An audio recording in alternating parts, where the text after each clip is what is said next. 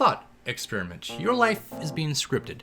Your character steps on a stage for the first time. How does the script describe you in the flavor text? Derek enters. He is 35 years old, although his graying beard sometimes makes him look like he's 60. He is moderately handsome and dresses as dapperly as the secondhand stores will allow. He speaks rapidly, causing him to stumble over his words. All painfully accurate, but would it be enough for me to craft a character from?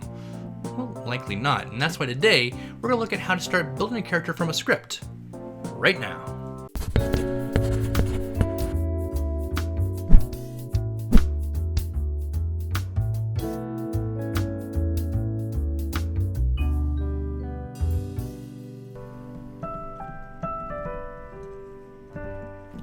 Welcome to Derek Sings Poorly, the channel for theater kids of all ages and the people who tolerate them. I am the titular Derek, who is often drawn poorly, and I think it's a good gimmick.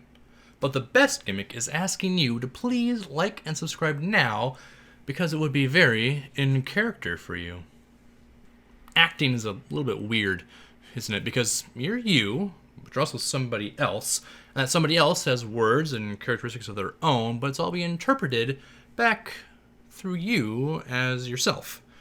Acting is a paradox, and that feels like it should be a t-shirt, but I'm not totally sure. Debate that down in the comments. Now, some scripts give a lot of direction for certain characters, and the more substantial the role, the more information you'll have to work with, but here are 3 things to look for as you start fleshing out any character.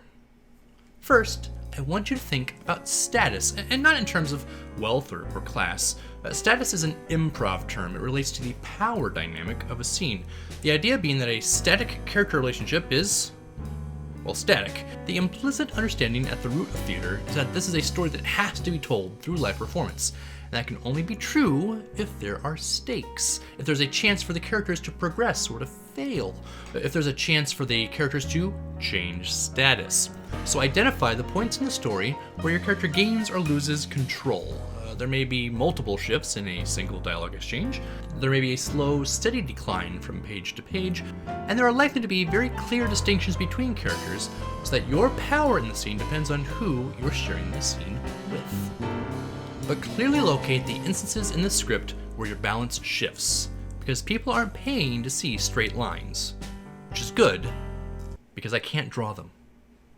Second, while you're already paying attention to your power dynamics, really delve into the relationships between your characters and those around you.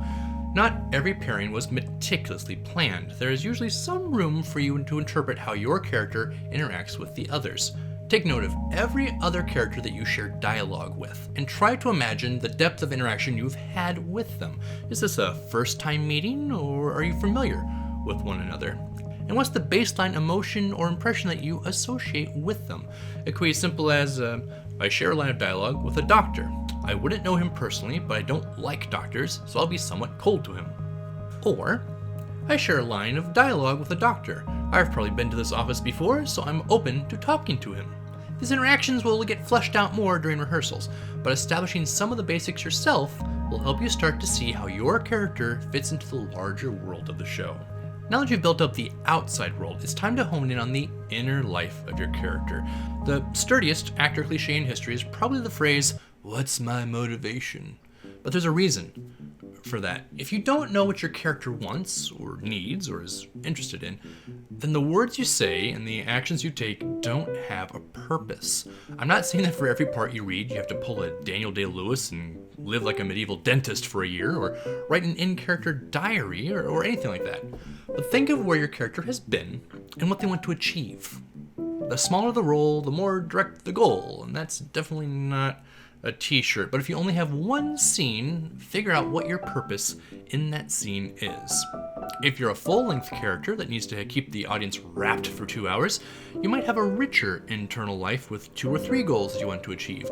But figure out what your character needs, and I'll bet it'll be something that you can relate to. Because once you start to relate to your character, they can start to feel more real. So hopefully that gives you some baseline idea of who your character is, and then you can explore the nuance of it as you rehearse and develop the show. That's where the fun stuff comes in, playing around with the scenes and really finding out what makes all the characters tick. which is why next time we're going to take a look at some ways to shake up your rehearsals and keep them productive.